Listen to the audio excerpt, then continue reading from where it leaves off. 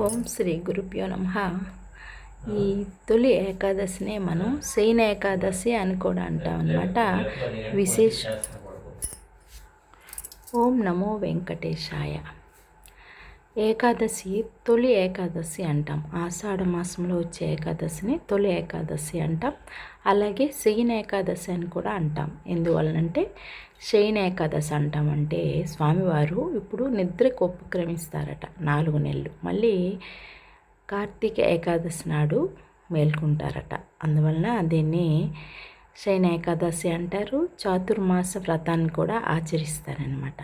అసలు ఏకాదశి తిథి అంటే ఏంటంటే మనకి నెలకి 2 ఏకాదశులు వస్తాయి. ఒకటి శుక్లపక్షంలో, కృష్ణపక్షంలో 2 ఏకాదశులు వస్తాయి కదా.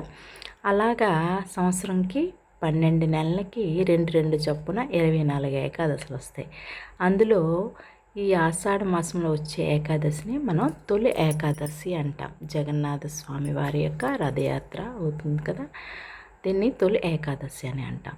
అసలు తిథులన్నిట్లో కూడా ఏకాదశి తిథి చాలా ప్రాముఖ్యత కలిగింది. ఎందువల్లంటే ఒకానొక సమయంలో మహావిష్ణువు వృతాసురుడు అనే రాక్షసుడితో యుద్ధం చేసేటప్పుడు 1000 ఏళ్ళు యుద్ధం చేస్తాడట. చేసి అలసిపోయి గృహలో నిద్రపోతూ ఉంటాడట. అదే అదునుగా చూసి రాక్షసుడు ఏం చేస్తాడు, సంహరించడానికి వెళ్తాడట విష్ణుమూర్తిని. అప్పుడు విష్ణుమూర్తి నిద్రలో ఉండేటప్పుడు ఆయన నుంచి ఒక మాయ ఉద్భవించి ఈ వృతాసురుడు రాక్షసుడిని సంహరిస్తుందట.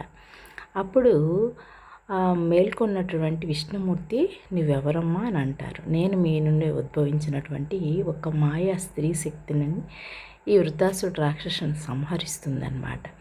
అందువల్ల నాకు ఇంతటి సహాయాన్ని చేసావు కదా, నీకేం కావాలి అని అడుగుతారు. అప్పుడు ఆయన ఆ మాయని ఏకాదశి అని నామకరణం చేశారట.